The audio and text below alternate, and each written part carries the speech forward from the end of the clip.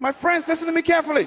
The greatest war you will ever fight is not the one in your family, not the one in your job, not even the one in your country. The greatest war you will ever face is the war inside your head, the battle of the mind. You see, if an enemy walked through your front door every night to steal your peace, you would call the police, you would lock your doors, you would set the alarm. But how many of you allow an even more dangerous thief to walk into your mind every single day? Your own thoughts. Negative thoughts, fearful thoughts, condemning thoughts, thoughts that whisper, you're not good enough, you'll never make it, it's too late for you. And the tragedy, beloved, is not that the thief comes because he always comes, but that we give him a key. The truth is, you can't stop the birds from flying over your head, but you can stop them from building a nest in your hair. You cannot stop every thought from passing through your mind, but you can decide which ones are allowed to stay. The greatest territory the enemy has ever claimed is not the government, it's not Hollywood, it's not the economy, it's the unguarded mind. That's where he builds his headquarters. That's where he forms his strategy.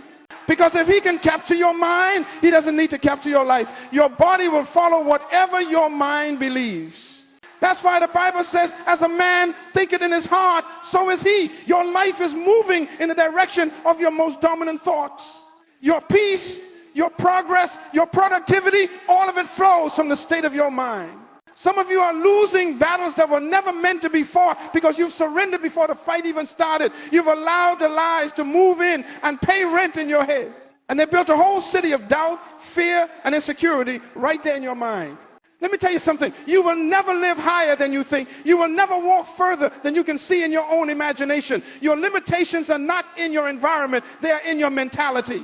The real prison is not made of bars. It's made of beliefs. That's why the enemy doesn't need to destroy you. All he needs to do is distract you, because a distracted mind becomes a defeated life.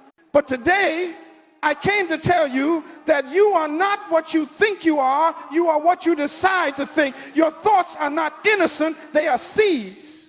And the moment you water a thought with your attention, it starts to grow roots in your soul. Some of you have been watering weeds for years, replaying rejection, rehearsing failure, reliving pain, and wondering why peace doesn't grow there. You can't plant negativity and harvest purpose. You can't meditate on fear and expect faith to bloom. So today, I want to expose the real war. It's not between you and people. It's not between you and the past. It's between truth and lies, between purpose and poison, between who God says you are and what fear says you can't be. Until you understand that every victory, every defeat, every decision begins in the mind, you'll keep fighting shadows and losing to yourself. That's why this message is critical. Because until you master your mind, you will never master your life. If you don't take control of what's going on in your head will take control of what's going on in your life. And that's where we begin today, the hidden battle of the mind. Because before you can conquer the world outside you, you must conquer the world within you. Now, listen carefully. In a moment, I'm going to show you something powerful. We're going to uncover the law that makes this battle possible, the law of mental agreement. Because no thought can control you until you agree with it.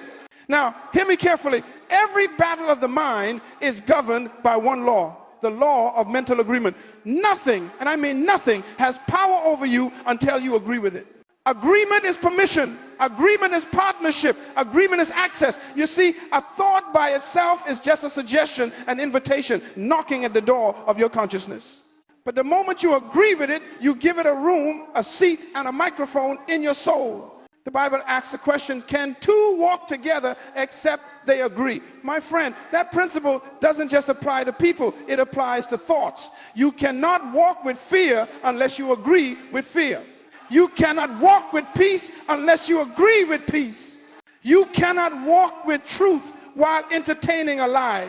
And here is the tragedy. Most people lose, not because the enemy is powerful, but because they have signed a contract of agreement without reading the fine print. You agreed with fear when you said, I can't. You agreed with failure when you said, I'm not good enough. You agreed with limitation when you said, maybe this is just who I am. The devil doesn't need to overpower you. He only needs your signature. Once you agree with a lie, you empower it to govern your emotions, your decisions, and eventually your destiny. Your mind, my friend, is like a courtroom. Every day, voices come to present their case. One voice says, you can't do it. Another says, you can do all things through Christ. One voice says, you're not qualified. Another says, you are fearfully and wonderfully made. And the judge, that's you, decides which argument to believe. Whatever you agree with becomes the law in your mental kingdom. And whatever law you establish in your mind will govern your behavior in the world. That's why your life is not changed by environment, it's changed by alignment. If you align your thoughts with fear, your life will reflect fear. If you align your thoughts with faith, your life will reflect victory.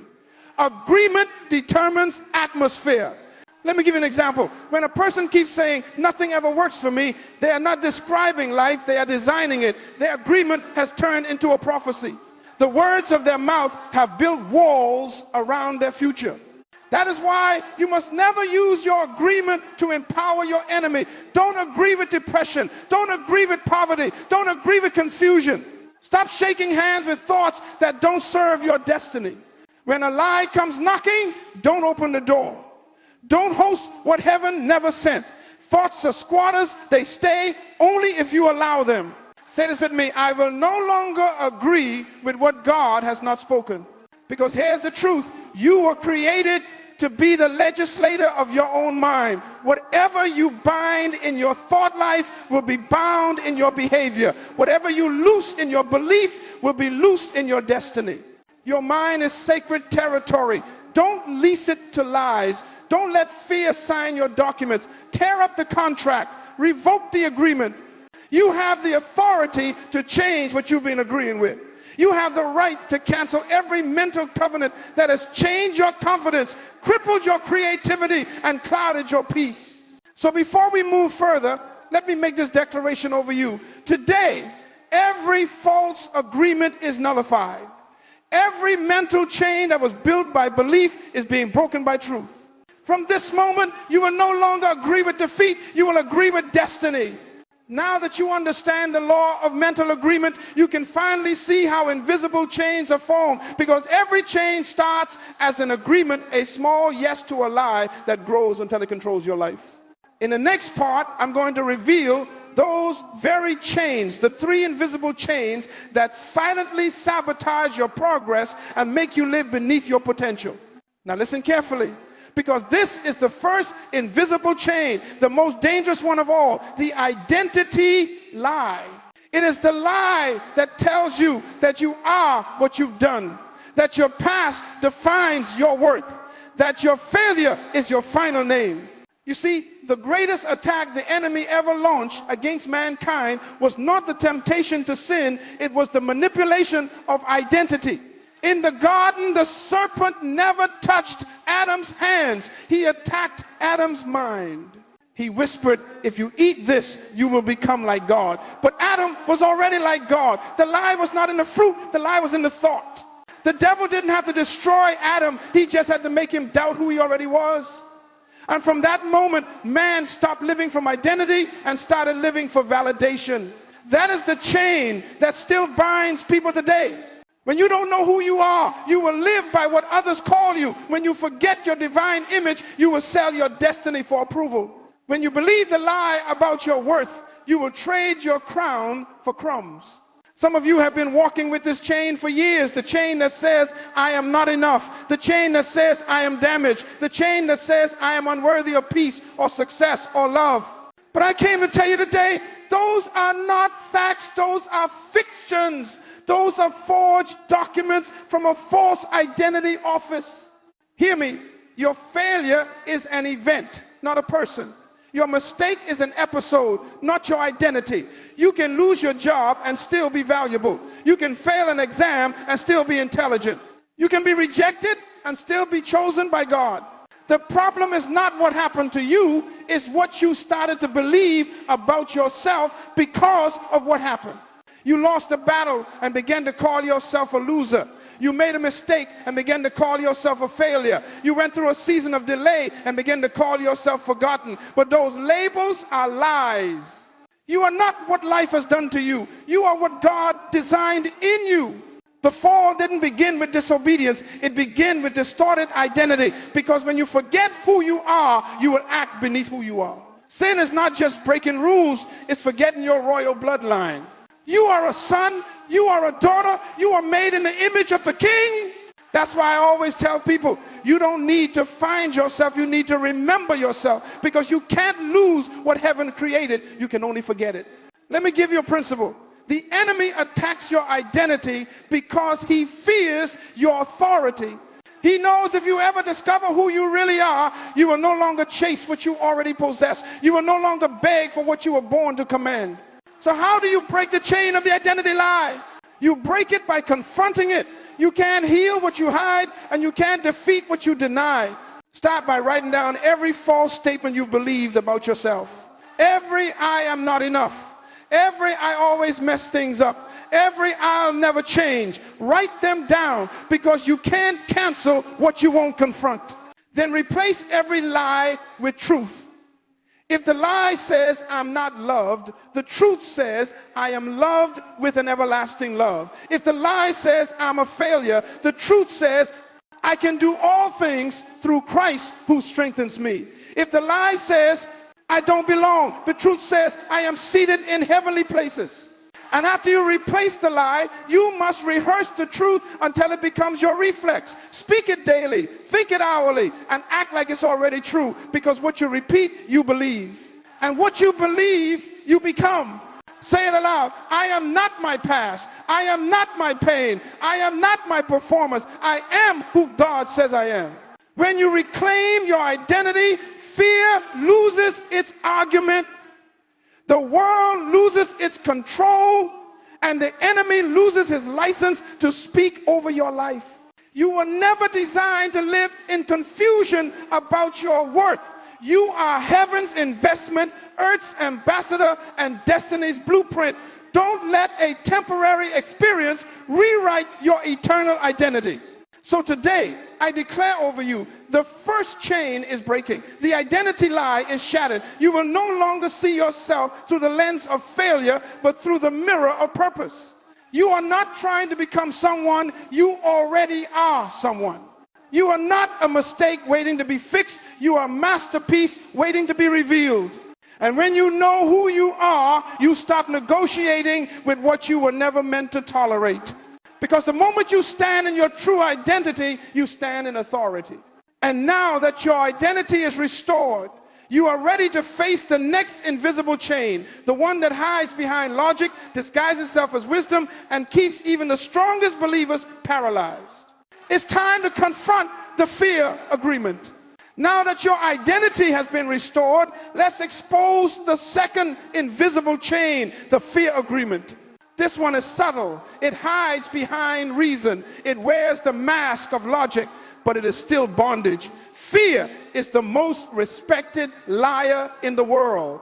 Fear whispers to you in the language of wisdom. It says, be careful. Don't take the risk. Stay small so you won't fail. It calls it self-protection, but its real purpose is paralysis. Fear doesn't need to destroy you. It just needs to keep you from moving. Let me tell you something. Fear is faith in the wrong direction. It is believing the lie louder than the truth. It is trusting the voice of your insecurity more than the voice of your purpose. And hear this, whatever you fear, you begin to worship, because fear magnifies what you focus on. Fear gives power to what doesn't deserve power. Many people think the opposite of faith is doubt. No, the opposite of faith is fear. Doubt asks questions, but fear builds prisons. Fear is a belief system. And the moment you agree with it, it becomes your reality. Remember the law of mental agreement? Fear has no authority until you agree with it. The moment you say, maybe I can't, or maybe I'll fail, you've just signed fear's contract. And every time you repeat that thought, you renew the lease. You see, the enemy doesn't come with chains first. He comes with conversation. He asks you questions that plant suggestions. And once you start agreeing with the possibility of defeat, you start building the cage yourself. That's why the word says God has not given us the spirit of fear, but of power and of love and of a sound mind. Notice, fear is called a spirit. It's not just an emotion, it's an influence. It's a presence that needs your permission to stay. Some of you have allowed fear to become your roommate. You fed it, entertained it, even justified it. You said, I'm just being realistic. But there is nothing realistic about limiting yourself to what fear approves. Fear will never agree with your future. Fear will never celebrate your calling. Fear will never confirm your destiny. The greatest limitation in life is not the wall around you, it's the wall within you. And that wall is built one fearful agreement at a time. You fear rejection, so you stop trying. You fear failure, so you stop building. You fear judgment, so you stop shining. And slowly, fear convinces you that safety is more important than significance. But I came to tell you, you cannot walk by faith and hold hands with fear. You cannot step into destiny while staying married to your doubts. Fear is not your friend, it is your warden. It keeps you in a comfortable cell decorated with excuses. Now hear this principle. What you tolerate, you will never transform. You cannot cast out what you continue to entertain. You must confront fear to dethrone it. So how do you break the fear agreement? You must interrupt its language. Because fear speaks through thoughts, and thoughts gain power through repetition. The more you say it, the more you believe it. So if fear is reinforced by repetition, it must be replaced by repetition too. I call this the replace, rehearse, reinforce cycle. First, replace. Identify the fear, give it a name, then replace it with a truth that directly confronts it. If fear says, I can't, replace it with, I can do all things through Christ. If fear says, what if I fail? Replace it with, what if I grow? Second, rehearse. Speak that truth repeatedly until it becomes familiar. Faith grows by hearing. You must keep declaring the truth until it becomes louder than the lie. Third, reinforce. Act in alignment with what you believe. Every time you act against fear, you weaken its authority. Every time you step forward while trembling, you are retraining your brain for courage. Courage is not the absence of fear. It is mastery over fear. It's choosing faith even while your knees shake. When David faced Goliath, he didn't deny fear. He overruled it. He said, you come to me with sword and spear, but I come to you in the name of the Lord. That was a declaration of alignment. He refused to agree with fear, and because of that, fear had no power. Say this after me. Fear, I revoke your contract. You no longer have a legal right to occupy my mind. From today onward, don't let fear write your story. You have been given the spirit of power, so think with power, speak with power, and act with power. When fear leaves, clarity enters. When faith rises, destiny moves. And when your mind is no longer chained by fear, your potential begins to breathe again. Now that we've broken the chain of fear, there is still one more enemy hiding in plain sight, the environment that feeds your thoughts. Because even a renewed mind cannot thrive in a toxic atmosphere. Let's talk about the third invisible chain, the contaminated environment. Now that you've broken the fear agreement, we must face the final invisible chain, the contaminated environment. You can have the right identity and the right faith, but if you stay in the wrong environment, your mind will still suffocate. Hear me, you cannot heal in the same atmosphere that made you sick. You cannot renew your mind while breathing toxic air. Environment is not just the place you live, it's the space you allow. It is the conversations you entertain, the media you consume, the people you spend your energy on, the atmosphere you cultivate around your thoughts. Everything around you is either feeding your faith or poisoning it. There is no neutral ground. Your environment is a womb. It either nurtures life or it aborts potential. Some of you keep wondering, why do I feel heavy even when I pray? Why does my motivation fade so quickly? It's because you are trying to grow in polluted soil. You are trying to think clearly while sitting under confusion. You are feeding your purpose on the diet of negativity and calling it normal. You see, you can't plant the seed of purpose in a soil of gossip and expect peace to grow. You can't feed on fear every day through news, social media, and toxic talk and expect faith to flourish. Your spirit becomes what you're surrounded with. That's why the Bible says, do not be deceived. Bad company corrupts good character. In modern language, wrong environments corrupt right intentions. Hear this truth. You cannot outthink the atmosphere you live in. You will eventually reflect the climate you constantly breathe. If you stay around complainers, you will begin to complain. If you walk with dreamers, you will start to dream. If you sit among the broken long enough, you will start to limp even if your legs are fine. Environment is contagious. Attitudes are transferable. Energy is transferable. You absorb the temperature of your surroundings until it feels normal.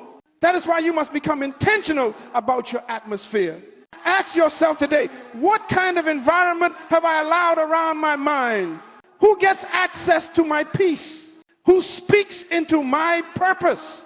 What words have I been letting echo in my home, my headphones, my heart? Some of you need to perform a spiritual eviction, not because people are evil, but because their energy is not aligned with your elevation. There are voices that belong to your past but have no business in your future. There are relationships that were seasonal, but you've turned them into life sentences, and now your growth is paying the price. Listen to me, you can love people from a distance and still protect your destiny.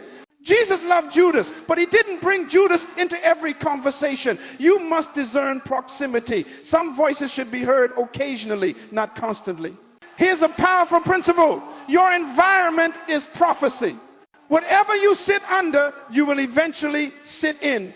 If you sit under negativity, you live in anxiety. If you sit under truth, you live in clarity. If you sit under purpose, you will live in productivity. So today, it's time to change the soil. Change what you watch. Change what you listen to. Change the spaces where you spend your silence. Because what you allow into your atmosphere eventually becomes the climate of your mind. Let me make it practical. Clean your space clutter around you creates confusion within you. Limit your exposure to negativity. Every scroll has a seed. Be deliberate with your conversations. Not every discussion deserves your energy. And spend time daily in the presence of peace, because peace is not a luxury, it's a strategy. You cannot plant greatness in contaminated ground. The mind is a garden and your environment is its soil. Good soil produces fruit. Poor soil produces weeds. You can spend your life pulling weeds, or you can change the soil. Say this after me. I will no longer breathe toxic air and call it home. I will no longer sit in confusion and call it comfort. I will build an environment that reflects my destiny. When your environment changes, your thoughts begin to heal. When your thoughts heal, your habits shift. And when your habits shift, your whole life starts to align. Now, once you've identified and uprooted these three chains, the identity lie, the fear agreement, and the contaminated environment, it's time to move into action. Because awareness without transformation is still captivity. So next, we will walk through the 24-hour liberation plan, a step-by-step process to reclaim your peace, renew your focus, and reset your mental environment in one day. Now that you know what has been holding you back, the identity lie, the fear agreement, and the contaminated environment, it's time to act, because revelation without application is frustration. You don't break chains by emotion, you break them by intention. Freedom is not accidental, it is scheduled, it is structured, it is deliberate. So I want to give you what I call the 24-hour liberation plan. In one day, you can begin to shift the atmosphere of your mind, rewire your thoughts, and reset your peace. You may not finish in 24 hours, but you can begin in 24 hours. Because breakthrough doesn't require eternity. It requires a decision. Hour 1 to 3, silence and awareness. The first step to freedom is stillness. You cannot fix what you won't face, and you cannot face what you will not notice. Take the first 3 hours of your day and silence the noise. Turn off the phone, the news, the notifications. Sit with your thoughts and watch what comes up. Begin to journal every thought that rises to the surface. Don't judge it, just observe it. You will be shocked by what has been living rent-free in your mind. You will discover patterns, fears that repeat, regrets that replay, doubts that disguise themselves as logic. Awareness is deliverance in seed form, because when light enters, darkness loses hiding places. Hour 4 to 6, identify and confront agreements. Now, look at what you've written. Every limiting belief, every false identity, every fearful phrase, those are the agreements you've made. Circle each one and ask yourself, when did I agree to this? Who told me this? What experience did I allow to define me? Then, out loud, revoke each agreement. Say it like a legal declaration. I no longer agree with fear. I no longer agree with shame. I no longer agree with lack. Remember, you can't conquer what you won't confront, but the moment you speak truth, the contract begins to dissolve. Hour 7 to 12. Replace with truth and declaration. Now you begin the rebuilding process. For every lie, find a truth that contradicts it. Replace it. If you wrote, I am not good enough, right beside it, I am complete in Christ. If you wrote, I always fail, replace it with, I am being perfected through progress. If you wrote, no one believes in me, declare, he who called me is faithful. Speak those truths every hour. Speak them while you walk, while you work, while you wait. Remember, what you repeat, you reinforce, and what you reinforce becomes reality. This is not positive thinking. This is spiritual reprogramming. You are renewing your mind by the truth that created you. Hour 13 to 18, purge and rebuild environment.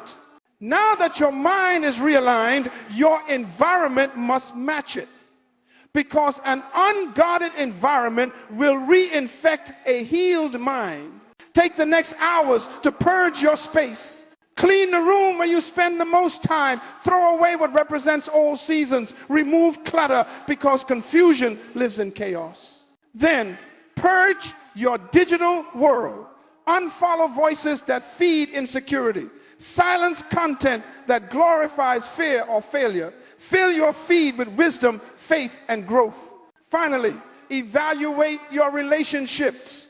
Ask, who pushes me toward peace and who pulls me back into pain? You can't walk into destiny holding hands with dysfunction.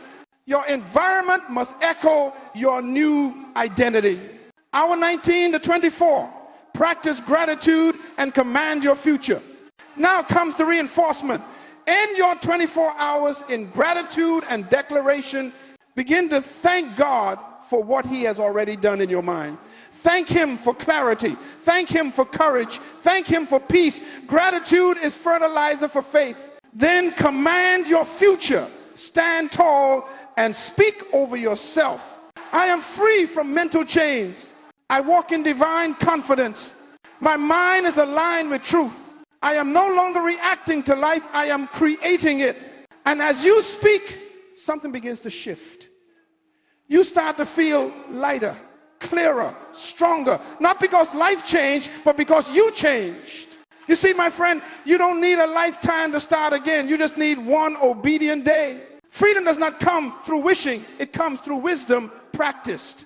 And every time you repeat this process, every time you take inventory of your thoughts, renew your agreements, and purify your atmosphere, you reinforce your dominion.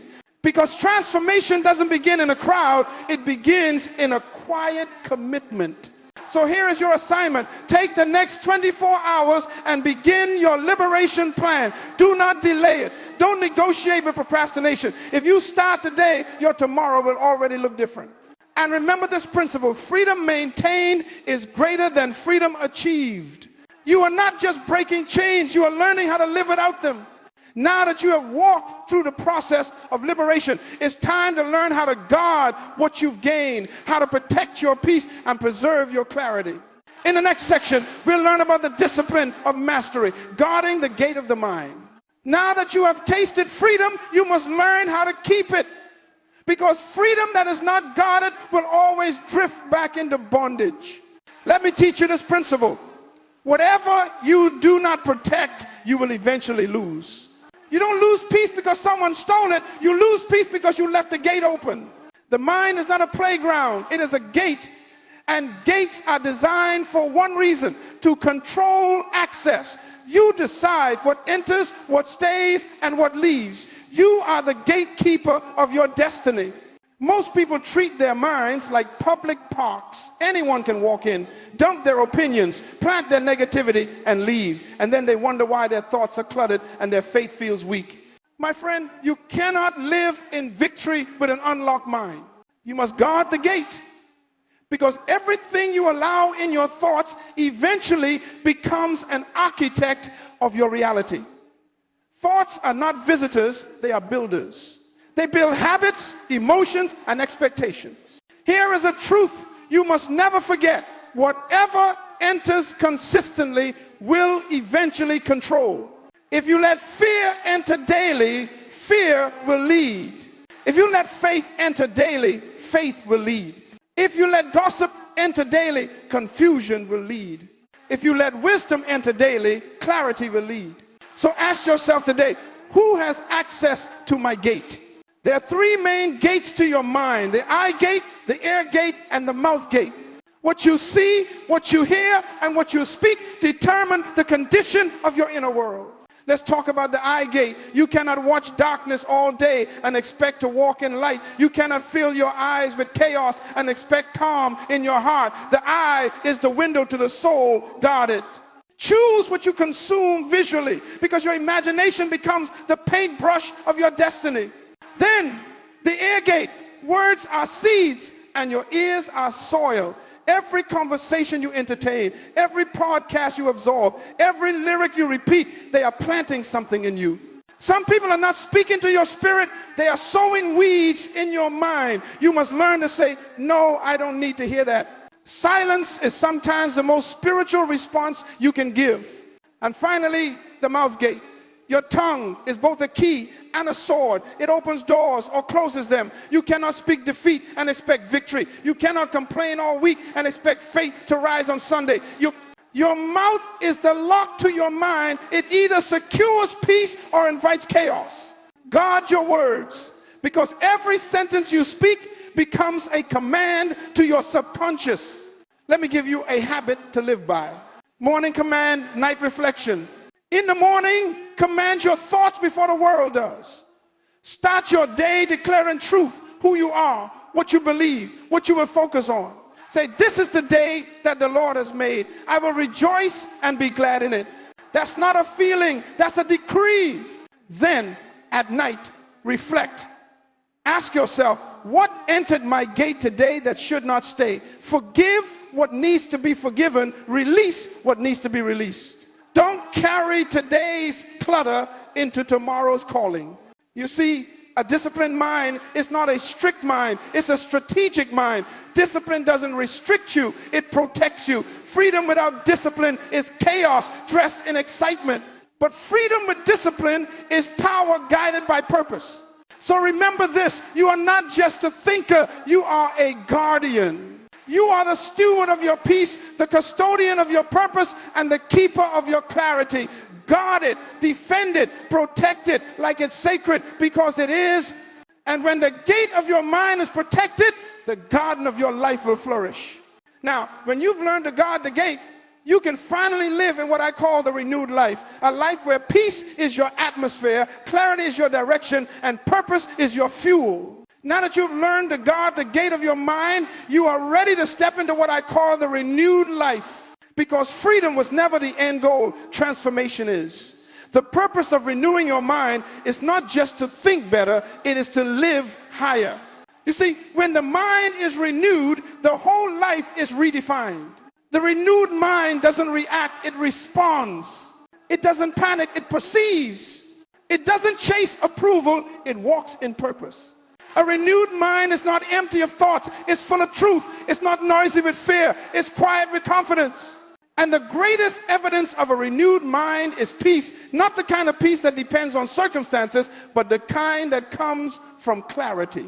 Listen to me. Peace is not the absence of problems. It is the presence of perspective. You can be surrounded by storms and still sleep like Jesus in the boat, because your mind has found its anchor. The wind may blow, but you know who commands it. When the mind is renewed, your vision becomes clear. You stop asking, what do I do? And start asking, who am I becoming? Because destiny is not discovered through activity, it's revealed through identity. A renewed mind thinks differently about everything. It redefines success from material gain to meaningful purpose. It redefines relationships from dependency to destiny partnership. It redefines failure from shame to school. It redefines waiting from delay to development. You see, when your mind is renewed, you no longer measure life by emotions. You measure it by evolution. You stop counting your pain and you start counting your progress. Let me show you what happens when your mind is renewed. Your decisions become clearer because confusion cannot live in a mind full of truth. Your emotions become stable because peace begins to govern your reactions.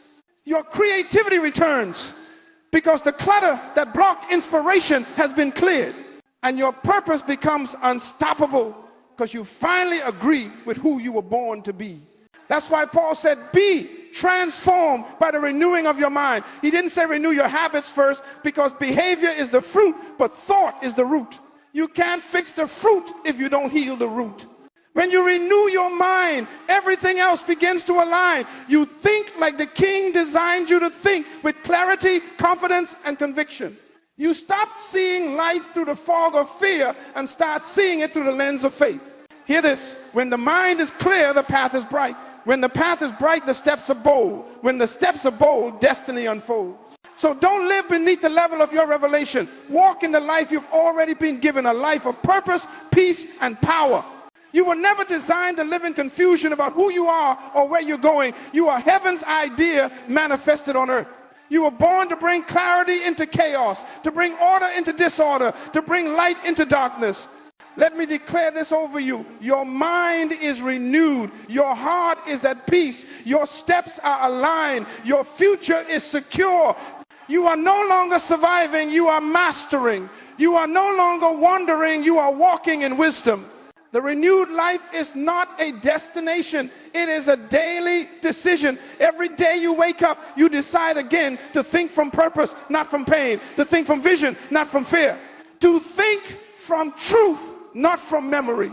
So keep your mind renewed. Keep your perspective elevated. Keep your peace guarded. Because when your inner world is aligned, your outer world begins to obey. Now that you've stepped into the renewed life, I want to leave you with a final charge, a principle that will carry you beyond this message and into mastery. Freedom is a daily discipline. Let's talk about that next. Now, my friend, hear me as I bring us to a close. Freedom is not a moment. It is a maintenance program. It is not a feeling. It is a discipline. Many people get free, but they don't stay free because they confuse deliverance with development. Deliverance happens in a moment, but development happens daily. Deliverance removes the chain. Discipline prevents it from coming back. You must learn to treat your mind the way a soldier treats his weapon. Clean it, guard it, sharpen it, and never let it fall into enemy hands. Because your mind is the first and last battleground of your destiny. Every morning when you wake up, you are entering a war zone, not with the world around you, but with the thoughts within you. You will either command your mind or be commanded by it. You will either lead your thoughts or be led by them. That's why discipline is not optional. It is survival. Discipline means you decide before temptation arrives. You choose truth before fear speaks. You affirm peace before anxiety knocks. So hear this principle. Freedom is maintained by repetition. You don't become strong by doing it once. You become strong by doing it daily. You don't renew your mind once a month. You renew it every morning. You don't clean your thoughts occasionally. You wash them continually with truth. That's why Jesus said, give us this day our daily bread. He was not only talking about food, he was talking about feeding your mind daily with the word of life. You cannot live on yesterday's revelation. You need fresh truth for today's battles. Discipline is the bridge between revelation and reality. You can hear a message like this, feel inspired for a moment, and still go back to the same patterns unless you build habits that match your hope. So I challenge you today, build routines that protect your peace. Set boundaries that protect your focus. Create habits that reflect your identity. Because your destiny doesn't respond to intentions, it responds to discipline. Remember the 3 chains we exposed: the identity lie, the fear agreement, and the contaminated environment. If you do not daily discipline your thoughts, they will find their way back. But if you keep your guard up, if you keep your truth loud and your faith firm, those chains will never find a place to attach again. Let me speak this over your life. You are free and you will stay free. No chain from your past can outlast a disciplined mind. No fear can overtake a focused heart. No environment can defeat a guarded spirit. You are not who you used to be. You have been renewed, redefined, and refocused. The same mind that once served fear will now serve faith. The same voice that once repeated lies will now release truth. The same life that once survived will now lead. So wake up every day with this confession on your lips. I will not surrender my mind to confusion. I will not give my peace to fear. I will not trade my purpose for comfort. My mind belongs to the King. My thoughts serve my destiny, and my future obeys my vision. That, my friend, is how free people live. Not by emotion, but by discipline. Not by hype, but by principle. Not by fear, but by faith. So go and guard your gates. Go and cultivate your atmosphere. Go and renew your mind daily, because the world around you will always follow the world within you. Freedom is not found in a place, it's found in a pattern. And from this day forward, I declare, you will walk in freedom, you will live in clarity, you will think with wisdom, you will move with purpose, and you will never again bow to the lies of your mind. The battle is over, the victory is yours. Now go and live like a free thinker, a disciplined mind, and a renewed soul, because you were born to have dominion.